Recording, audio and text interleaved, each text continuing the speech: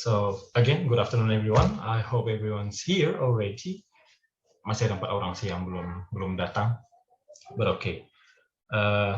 Sekali lagi ya, kita baru kenal, tapi kita belum pernah tatap muka. Kita cuma lihat lewat screen.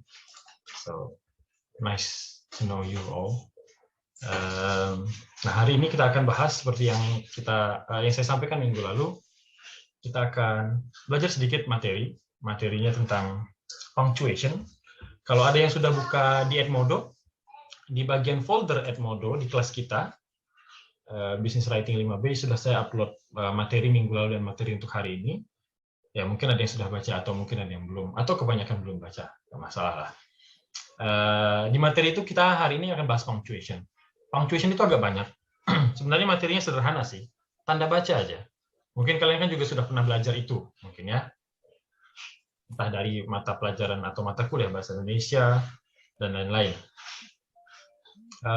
Jadi materinya nggak akan terlalu dalam gimana. Saya cuma mau refresh aja. Punctuation ini, tanda baca, semua tanda baca yang kalian tahu lah ya. Titik, koma, hyphen, mungkin yang seperti itu, parenthesis, dan seterusnya. Itu ya sering juga sudah digunakan, tapi mungkin untuk kasusnya bahasa Inggris, untuk mata kuliah saya itu perlu diperdalam lagi, karena nanti gini, kayak yang saya bilang minggu lalu, goal di akhir mata kuliah ini kalian bikin tulisan sebuah essay, persuasif essay. Saya ingin semua materi yang pernah saya bahas itu ada masuk dalam essay itu. Jadi misalnya saya pernah bahas tentang koma, penggunaan koma yang seperti ini. Jadi nanti saya akan minta penggunaan koma seperti kondisi yang saya jelaskan, itu ada di essay nantinya, di project akhir. Jadi sebenarnya nggak perlu dihafal juga, selama kira-kira tahu aja lah, oh koma ini nih dipakai untuk kondisi ini aja lah, nah, kayak gitu. Oke. So again, kembali ke business writing. Business writing itu ya kayak writing kalian yang sebelumnya lah. Jadi gini, semester lalu ada business correspondence. Business correspondence itu bagian dari business writing juga.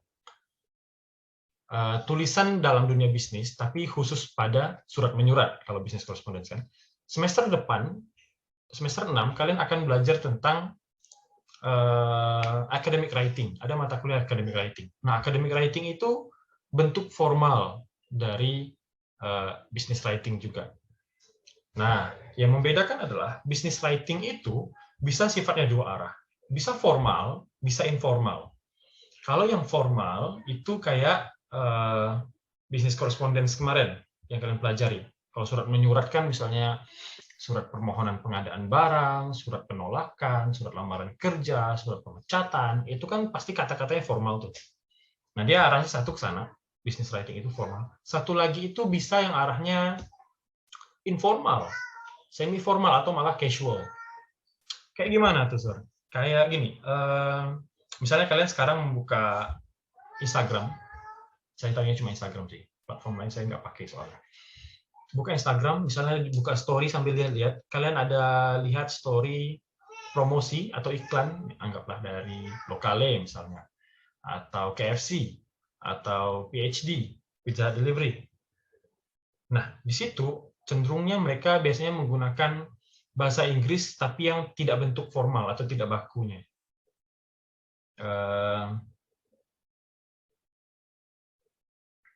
Apalah ya, misalnya kalau I don't know, misalnya cafe lah, misalnya cafe. Dia ada nulis cozy place, misalnya. Bahasa yang digunakan itu tidak standar atau tidak baku. Atau kata-kata lainnya lah, cause you need coffee, misalnya pakai cause, bukan because. Nah, yang seperti itu, petik cause, gitu kan? Atau COZ, cause, atau CUZ, nah yang seperti itu. Nah, itu bentuk-bentuk writing juga untuk bisnis, tapi yang bentuk informalnya. Jadi business writing itu bisa dua arah. Nah, sebelum saya masuk ke materi, yang mau saya tekankan adalah kadang kita bisa membuat sesuatu yang informal atau yang gaul lah ya, bahasa kita yang gaul. Tulisan bahasa Inggris yang gaul kalau kita tahu aturan bakunya dulu. Nah, yang mau saya jelaskan hari ini adalah aturan bakunya dulu sih.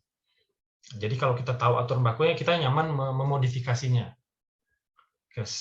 some people say that rules are meant to be broken, gitu kan ya. Kalau kita tahu aturannya, kita bisa menyalahinya lah suatu saat nanti. You are businessman atau businesswoman, kalian yang akan menjadi pelaku bisnis nantinya, dan kalian akan perlu mengetahui ini dulu. So, let's start our session with punctuation. Ya.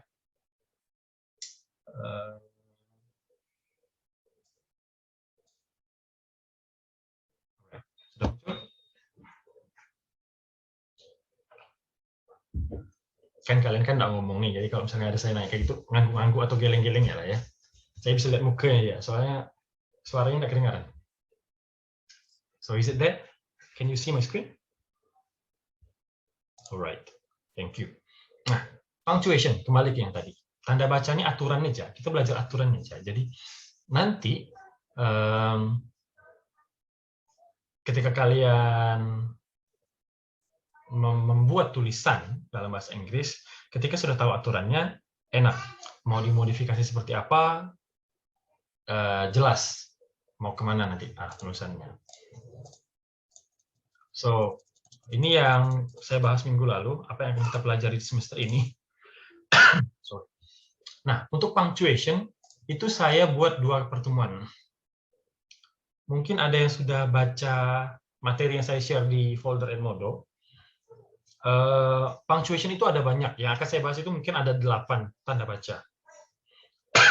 Hari ini mungkin kita bahas 3 atau 4 lah dulu. Jadi sisanya minggu depan. Ya. Yang penting itu paham. Tidak perlu hafal. Makanya saya akan bahas 1 tanda baca itu agak panjang lah gitu ya. Semoga bisa paham. Kalau paham tuh nggak hafal pun nggak masalah. Gitu. Yang pertama, capitals. Kalau kalian sambil buka slide saya yang di folder Edmodo juga nggak masalah. Sambil baca di situ juga, jadi lebih cepat. Ya.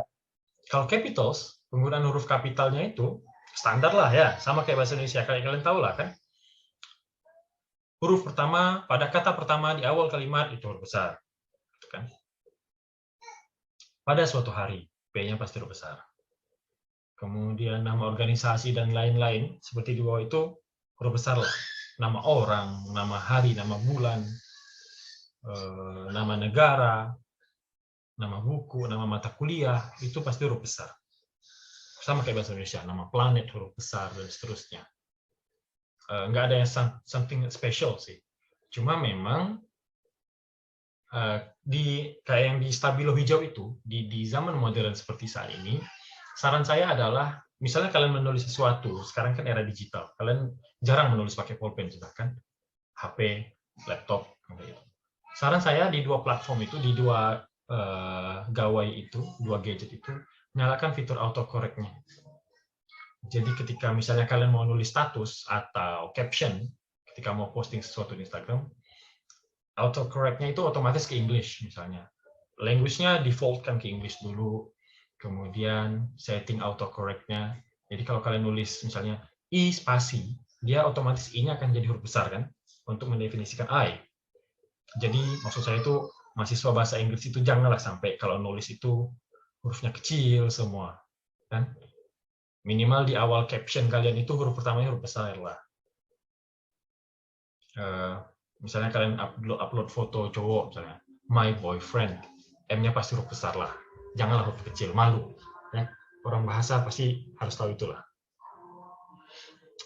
Capital itu sebenarnya tidak terlalu dalam tanda kutip penting juga. Nggak terlalu penting sih. Cuma in some cases ini bisa fatal sifatnya. As you can see on my slide, nah bisa dipahami dulu lah ya. Itu ya anggaplah joke sih. Mungkin tidak terlalu lucu juga, but if you understand the context of these sentences, lumayan sih menurut saya. So, ini sebuah surat yang ditulis oleh capital letters atau huruf besar. Dear people who type in all lowercase, kepada semua orang yang mengetik dengan huruf kecil semuanya. We, kami, si capital letters, adalah pembeda, that are the difference between helping your Uncle Jack of a horse and helping your Uncle Jack of a horse. Nah, kayak gitu. Bedanya di mana? Dua frasa aja. Helping your Uncle Jack of a horse. Dan yang kedua, helping your Uncle Jack of a horse. Yang membedakan cuma huruf kapitalnya aja. U dan J-nya aja. Dua ini. Cuma yang berubah jadi dua. Satu cara bacanya, yang kedua maknanya pasti. Berubahnya drastis. Yang pertama ya, helping your Uncle Jack of a horse. Ketika ngomongnya, mengucapkannya, ada spasi setelah kata Jack. Helping your Uncle Jack of a horse. Yang kedua, helping your Uncle Jack of a horse. Spasinya itu ada di setelah kata uncle untuk frase yang kedua. Biasanya kalau yang ini yang paham cowok lah, mungkin kebanyakan sih. So, apa maknanya? Tadi cara bacanya beda ya. Frase yang pertama itu setelah kata Jack, frase yang kedua itu setelah kata uncle, ada jedanya. Maknanya apa? Yang pertama, helping your Uncle Jack, membantu pamanmu si Jack of a horse, turun dari kuda. Kalau yang kedua apa? Helping your uncle, membantu pamanmu Jack of a horse. Jack of itu apa?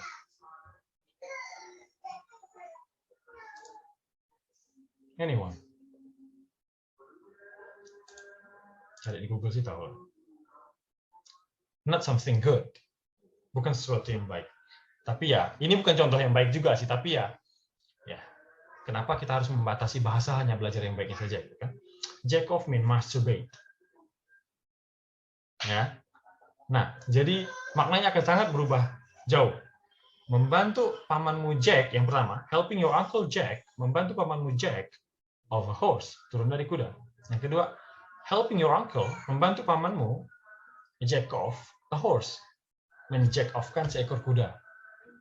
Kan jauh tuh maknanya. Padahal yang beda cuma U dan J-nya aja, huruf kapitalnya aja. Tapi yang berubah jadi satu cara bacanya, tadi ada jedanya, yang kedua maknanya otomatis beda. Ya, kayak gitulah, ya. Alright. Ya, capital sekilas saja. Now move on to apostrophe. Nah, apostrophe ini kalau di dalam bahasa Indonesia tanda petik istilahnya. Beda dengan tanda kutip. Kalau tanda kutip itu istilahnya quotation mark kalau dalam bahasa Inggris. Kalau tanda petik itu apostrophe. Jadi cara bahasanya jangan apostrofes ya, apostrophe. Oke. Cuma ada dua kondisi penggunaan tanda petik dalam bahasa Inggris. Satu, to show contraction. Contraction itu bukan kontraksi kayak orang mau melahirkan. It is more like a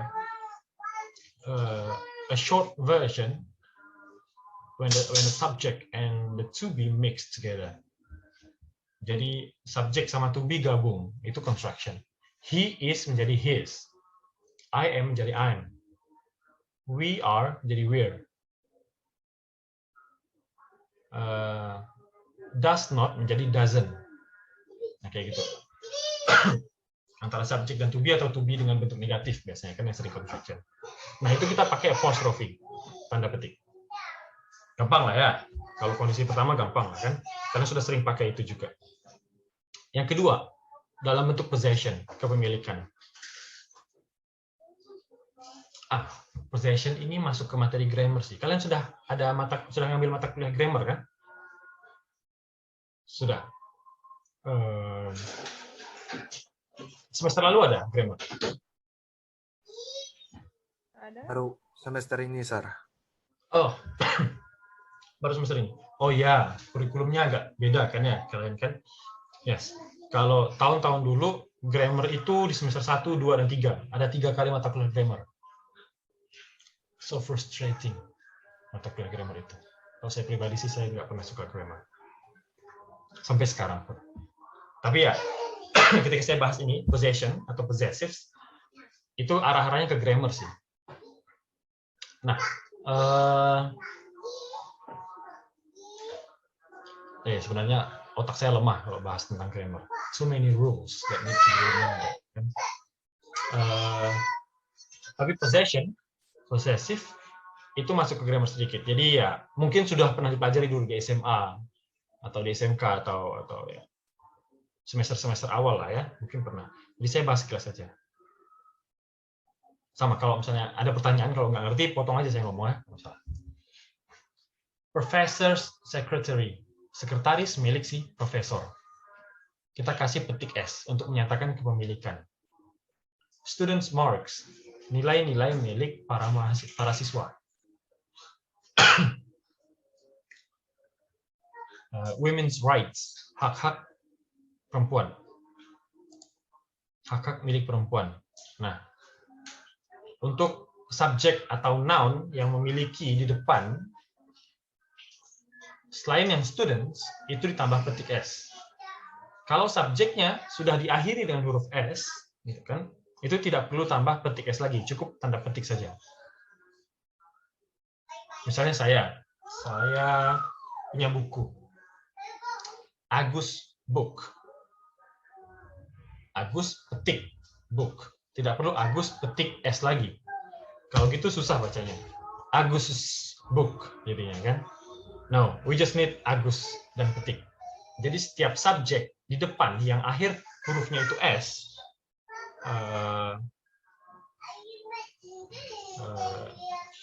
let's see, siapalah di sini yang nama akhirnya itu S ya.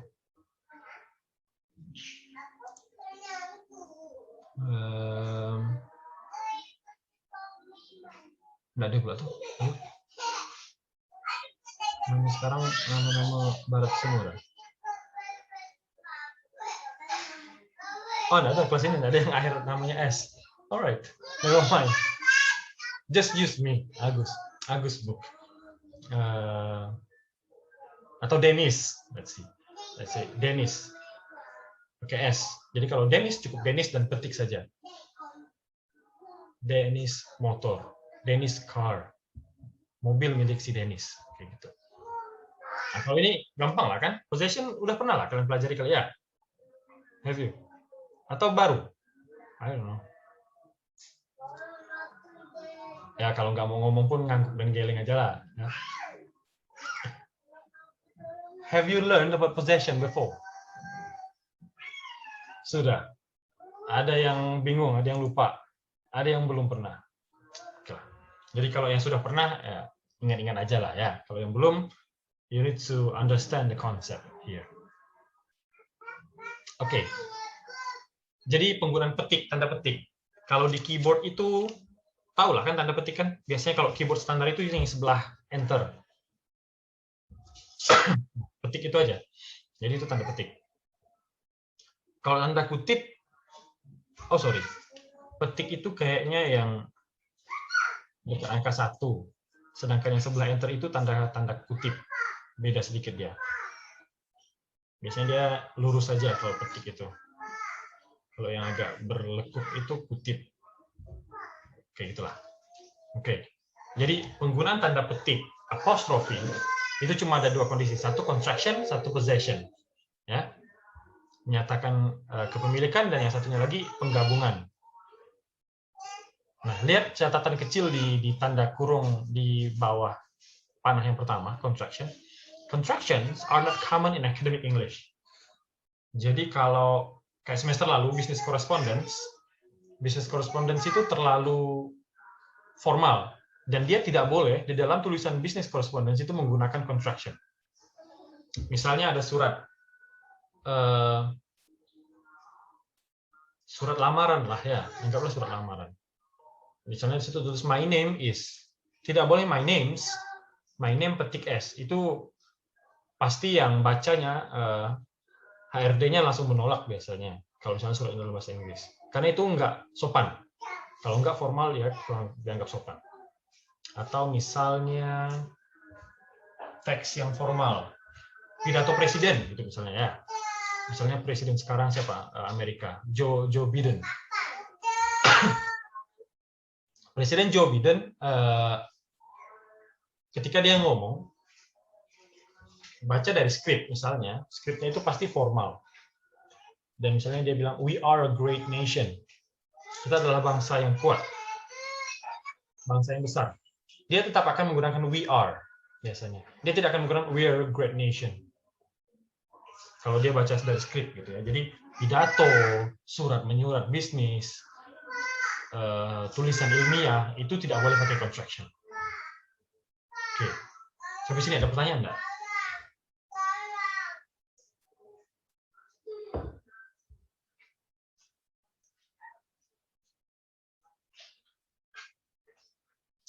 So far so good.